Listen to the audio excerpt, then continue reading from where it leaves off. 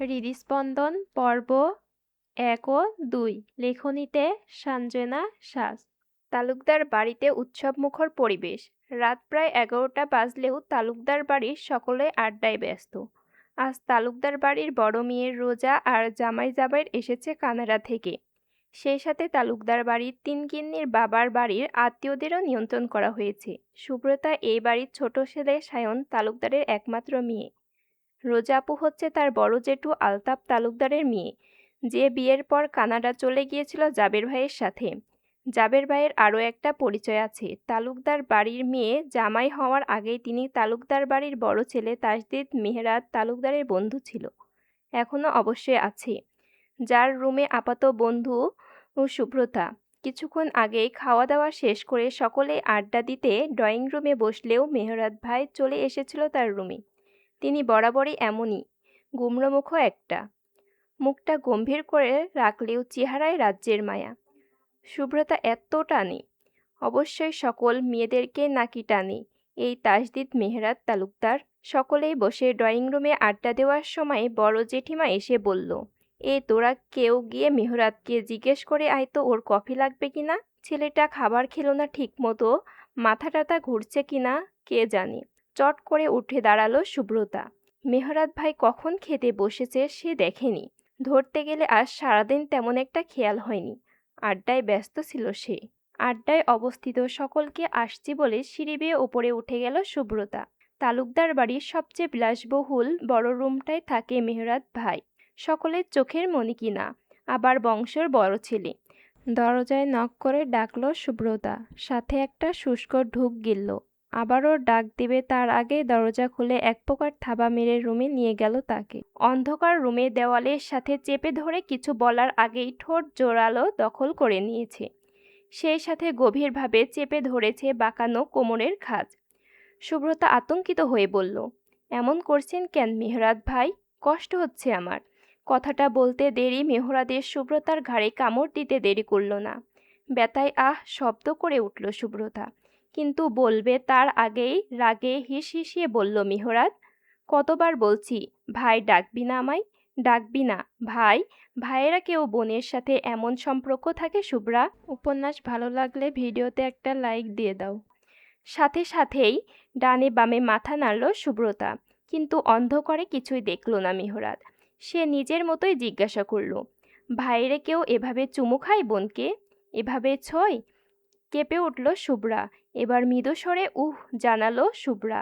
এদিকে সুব্রতার উহ শুনে যেন মেহরাদের রাগ আরও বাড়ল। তাহলে আমি কি তোর ভাই হই শুভ্রা? উহ, তাহলে কি হও? সেকেন্ড খানিক চুপ করে থাকলো শুভ্রা।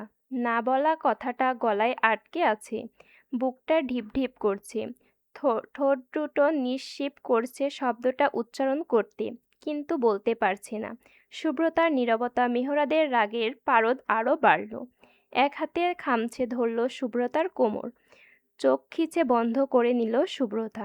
খুব আস্তে ধীরে সরে স্বীকারোক্তি দিল, স্বামী কার? আমার।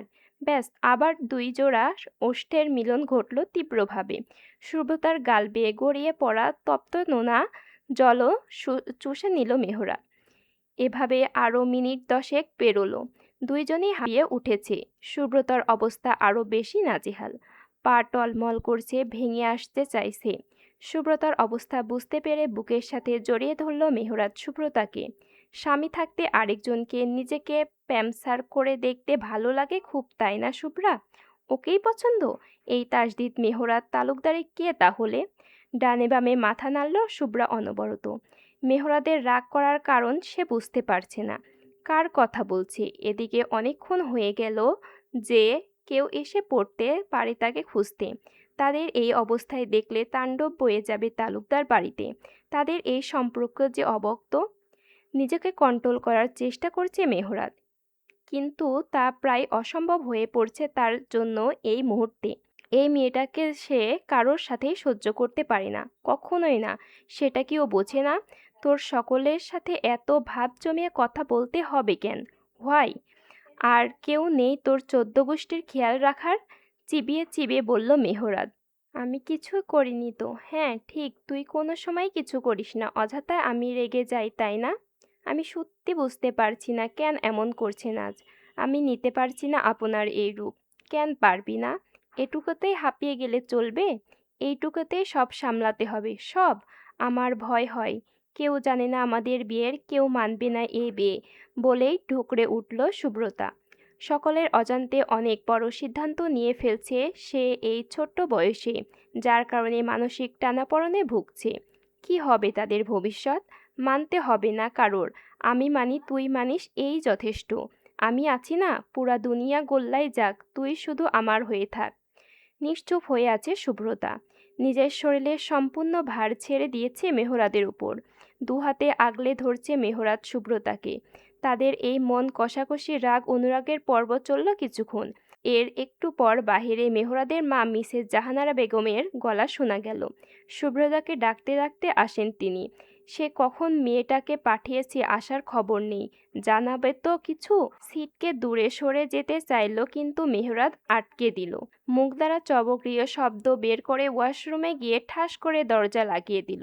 ধুর, আর একটু পরে আসা গেল না? এদিকে অন্ধকার হাতের ওড়নাটা পেয়ে গায়ে জড়িয়ে নিল সুব্রতা। নিজেকে স্বাভাবিক করার চেষ্টায় দৌড়ে গিয়ে রুমের লাইট জ্বালিয়ে দিল। বড় জেঠুমা আসছেন এই রুমের দিকে। তিনি এসেই দেখলেন দরজা হালকা চাপানো। সুব্রতাকে ডেকে ভিতরে গিয়ে দেখলেন সুব্রতা বসা, ডিভানে মেহরাত নেই। মেহরাত কই সুব্রতা? তোকে সে কখন পাঠিয়েছি বলতো মা? ভাইয়া ওয়াশরুমের মধ্যে বলতে বলতে মেহরাত বেরিয়ে এলো, খট করে দরজা খুলে। জাহানারা বেগম এগিয়ে গেল ছেলের কাছে। ছেলেটার মুখ চোখ লাল হয়ে আছে। উদ্বিগ্ন স্বরে জিজ্ঞাসা করলো, কি হয়েছে আব্বা? শরীর বেশি খারাপ লাগছে? জাস্ট মাথাটা একটু ধরেছে মা, তেমন কিছু না। বলতে বলতে বিছানার এক কোণায় গিয়ে বসল মেহরাত। জাহানারা বেগমের উদ্বিগ্নতা আরো বাড়ল। ছেলেটা সহজে নিজের সমস্যা পাওয়া চাওয়া গুলো মুখ ফুটে বলে না। মাথা ব্যথার কথা বলছে যেহেতু, তার মানে এই ব্যথার পরিমাণ খুব বেশি। তিনি উদ্বিগ্ন স্বরে সুব্রতাকে ডেকে বলে উঠলেন, এই সুব্রতা মা, জেঠিমার সাথে নিয়ে আয় তো একটু। তোর মেহরাত ভাইয়ের জন্য একটু কফি করে দে, খেলে ভালো লাগবে। সুব্রতা উঠে দাঁড়ালো জাহানা বেগমের সাথে যাওয়ার জন্য, কিন্তু মেহরাদের কথাই থেমে গেল। তুমি অন্য কাউকে দিয়ে পাঠিয়ে দিও কফি মা। শুভ্রা এখানেই থাকুক। আমার মাথায় ভীষণ যন্ত্রণা হচ্ছে, একটু মালিশ করে দিক। এক হাতে মাথা চেপে বলল মেহরাত। জাহানারা বেগম কিছুটা চিন্তিত হলেন। বাড়ি ভর্তি মানুষ, যতই চাচাতো ভাই বোন হোক, কেউ কিছু ভাবলে। রাতও বেজে গেছে প্রায় 12টা। তারপরেও মেয়েটার বাগদত্তায় এই মুহূর্তে বাড়িতে উপস্থিত। তবে তিনি ছেলেকে না করতে চেয়েও পারলেন না। মায়েরা বুঝি এমনই হয়। ছেলে মেয়েদের ক্ষেত্রে সব যুক্তিতর্ক বাদ দিয়ে আগে সন্তানের কথাই চিন্তা করে। আগত তিনি। সুব্রতাকে রেখে তিনি গেলেন কফি করে আনার জন্য। এদিকে সুব্রতা ঠায় দাঁড়িয়ে আছে বিছানার সামনে, দৃষ্টি মেঝেতে নিবদ্ধ। একটু আগের কথা ভাবলে লজ্জায় কুঁকড়ে যাচ্ছে বারবার মেয়েটা। তোকে কি কোলে করে আনতে হবে রে শুভ্রা? নাকি নিচে মামাতো ভাইয়ের জন্য মন আনচান করছে যেতে? থাক, লাগবে না কিছু। যা, রুম থেকে বেরিয়ে যা। আউট। শেষের কথাটা থমকে বলল মেহরাত। ভয়ে হকচকিয়ে গেল সুব্রতা। মাথা উঁচিয়ে তাকিয়ে দেখল মেহরাদের চোখ মুখ ইতিমধ্যে আরো লাল হয়ে উঠেছে। ব্যথাটা বুঝি খুব বেড়েছে, তাই তো এমন করছে। নয়তো উনি কি জানে না ওনার এই কথাগুলো আমায় কতটা কষ্ট দেয়? এমন উপন্যাস প্রতিদিন শুনতে চাইলে ভয়েস অফ সামিয়া চ্যানেলটি সাবস্ক্রাইব করে রাখো। সে এগিয়ে গেল মেহরাদের কাছে। বেড সাইডের ছোট ড্রয়ার থেকে একটা মলম বের করতে যাবে, তার আগেই সুব্রতার হাত চেপে ধরল মেহরাদ। লাল লাল চোখ নিয়ে তাকিয়ে বলল, জবাব দিচ্ছিস না কেন? ঠিক বলেছি তাই না? যা, বেরিয়ে যা এখান থেকে। ছুঁড়ে ফেলে দিল সুব্রতার চিকন হাতখানা। টলটলে চোখে তাকালো শুভ্রা মেহরাদের দিকে। বহু কষ্টে বলল, কেন বারবার কথার আঘাতে ক্ষতবিক্ষত করতে চাইছেন আমায়? বলবেন একটু দয়া করে? আপনি জানেন না আমার জবাব। সুব্রতাকে হাত দিয়ে টেনে একদম কাছে এনে দাঁড় করালো মেহরাদ। শিশিয়ে বলল, আমি জানি না, কিচ্ছু জানি না। তুই জানা আমায়। রাহানের সাথে বসে বসে তোর আড্ডা দিতে হবে কেন? আর কেউ নেই এই তালুকদার বাড়িতে তাদের দেখাশোনার জন্য? বিশ্বাস করো, তোকে রাহানের পাশে দেখলে আমার ভেতরে আগুন জ্বলে ওঠে। সেই তুলনায় তোর এই ক্ষতবিক্ষত তুচ্ছ, মামুলি। কিছুই বলতে পারল না সুব্রতা, কারণ সে যে আগেই কারোর বাগদত্তা হিসাবে ঠিক করা ছিল। তার মামাতো ভাই রায়হান খান তার হবু বাগদত্তা, চাইলেও তাদের এড়ানো যায় না। তাকে এড়াতে দেয় না তার মা মিসেস রিমা খান। সম্পর্কের গণ্ডিতে তার বুঝদারের পর থেকেই খুবই কমই মধু সম্পর্ক আছে তার মায়ের সাথে। অনাকাঙ্ক্ষিত এক দুর্ঘটনায় তাদের সম্পর্কে ধরা ফাটল থেকে সে নিজেই গুটিয়ে নিয়েছে, খুব করে গুটিয়ে নিয়েছে। তার মায়ের হ্যাঁতে হ্যাঁ নাতে না পর্যন্তই তাদের কথার সীমাবদ্ধতা। তার মানে এই না যে সে তার মাকে ভালোবাসে না, খুব ভালোবাসে। এই যে মামা মামি আসার পর থেকে মা তাদের খাতিরে যত্নের পাশাপাশি তাকে রায়হান ভাইয়ের আশেপাশে রেখেছে। সে কিচ্ছুটি বলতে পারেনি, শুধু কলের পুতুলের মতো করে গেছে সব। আর সে জানে মেহরাত ভাইও এসব দেখেই রেগে আছে। মেহরাদের কথাকে সম্পূর্ণ আগ্রহ করে হাতে মলম নিয়ে বিছানার উপরে উঠে বসল সুব্রতা। একটা বালিশ এনে সামনে রেখে সেখানে শুয়ে পড়তে বলল মেহরাতকে। তবে মেহরাত শুল না। শক্ত চোখে সুব্রতার দিকে তাকিয়ে থেকে ছুঁড়ে ফেলে দিয়ে বালিশটা বিছানার একপাশে ধপ করে সুব্রতার কোলে মাথা রেখে শুয়ে পড়ল। সুব্রতার শিরদাঁড়া বেয়ে শীতল স্রোত ভয়ে গেল। তলপেটটা মেমন মুচড়ে উঠল। মেহরাদের হাত দুটো কোমর জড়িয়ে ধরতে পায়ের তলা দুটো শিরশির করে উঠল। নিজেকে কেমন বেসামাল ঠকছে তার। প্লিজ এমন করবেন না, বাড়ি ভর্তি মানুষ, কেলেঙ্কারি হয়ে যাবে। হোক, আপনি তো এমন কখনো করেননি, আজ এমন পাগলামি করছেন কেন? তোর জন্যই করছি। সুব্রতার জামাই আবৃত নরম কোমল উদরে ঠোঁট চাপালো মেহরাত। শিউরে উঠল সুব্রতা। তড়িৎ খামচে ধরল মেহরাদের মাথার পেছনের চুল। নিঃশ্বাস আটকে রেখেছে মেয়েটা। মেহরাদের এলোমেলো স্পর্শে তার শরীর নেতিয়ে আসছে আজ, বারবার সায় দিচ্ছে। এই পাগল করা ছোঁয়া তার অঙ্গে লেপটে ইচ্ছে করছে। মেহরাদের উদ্বিগ্নতা বেড়েই যাচ্ছে। নিজের হালাল করা প্রেয়সী থেকে কতটা দূরে রাখা যায় আর? এই মেয়েটি কাছে গেলেই তার শরীরের সর্বাঙ্গে ধ্বংসনী আগুন জ্বলে ওঠে। সে আগুনে এই মেয়েটাকেও পুড়িয়ে সম্পূর্ণ নিজের করে নিতে মন চায়, একদম নিজের। সুব্রতার শুভ্র রঙা উদয়খানা উদ্বিগ্ন করল মেহরাত। এখানে নাক ঘষতেই বলল, তোকে আমার নিজের দহনে পুড়িয়ে ছারখার করে দিতে ইচ্ছে হয় রে শুভ্রা, খুবই ইচ্ছে হয়। হবেই তো আমার সাথে ছারখার। জবাব দিল না শুভ্রা। আরো শক্ত করে চেপে ধরল মেহরাদের মাথার চুল।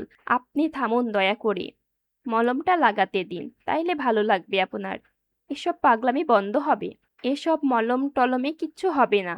তুই আমার পাগলামির সাথে সাথ দে, তাইলেই সব ঠিক হয়ে যাবে। আপনি বুঝতে পারছেন না মেহরাত ভাই।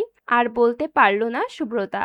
উন্নিক্ত উদরে ছোট ছোট ভেজা চুমুতে ভরিয়ে দিচ্ছে মেহরাত। ঘোর লাগা কণ্ঠে আরোচ্ছে, শুধু মেহরাত ডাক, মেহরাত। নিঃশ্বাসের গতিতে বেড়ে গেল সুব্রতার। তার নারীসত্তা সমস্ত বাঁধ ভেঙে এই পাগলামের সাথে সায় দিতে যাচ্ছে। নিজের ভালোবাসার মানুষ উত্তপ্ত ছোঁয়ার বেসামাল হচ্ছে। বাহিরে কারোর পায়ের শব্দ পেল সুব্রতা। মেহরাতকে টেনে সরাতে চাইল, কিন্তু মেহরাত সরছে না। সুব্রতা অনুরোধ সুরে বলল, কেউ আসছে, প্লিজ ছাড়ুন, প্লিজ প্লিজ। মেহরাত হেসে বলল, তোর মনে হলো তার অর্ধেক মাথা সাথা সেরে গেছে বোধহয়। তাও সেভাবে থেকেই বলল, আর তোকে ওই রায়হানের আশেপাশে দেখবো? সুব্রতার ততক্ষণ জবাব, না, কখনো না। রাতে রুমের দরজা খুলে রাখবি, আমি যাব। মাথায় থাকবে? থাকবে, থাকবে। এখন প্লিজ ছাড়ুন। সুব্রতাকে ছেড়ে দেওয়ার আগে উদরের কেন্দ্রবিন্দুতে ছোট করে কামড় বসিয়ে দিল মেহরাত। উঠে বসে সুব্রতার দিকে চেয়ে ঠোঁট কামড়ে হাসল নির্লজ্জ হাসি। সুব্রতার ফর্সা মুখর্ষি খানার আগে লজ্জায় লাল টমেটো। মেহরাদের হাসিতে আরো লজ্জা পেল। তবু মুখ মোচড়ালো একটু। শয়তানটা তাকে পেয়ে বসেছে। কিভাবে নিজের মতো সব আদায় করে নিল? কিরে, মুখ জামটা দিলি কেন? আবার দিয়ে দেখ তো। 100 বার দিব। আপনি একটা সুবিধাবাদী মিয়া, কটমট করে বলে উঠল সুব্রতা। দাঁড়াও। সুব্রতার ঘাড় চেপে ধরে ছোট ঠোঁট জোড়া দখল করে নিল মেহরাত। কেউ এসে দেখে ফেললে? মেহরাত ছেড়ে দিল সুব্রতাকে। হাঁপাচ্ছে সুব্রতা। চট করে বিছানা থেকে নেমে গেল। এই লোকের বিশ্বাস নেই, আবার কি করে বসে।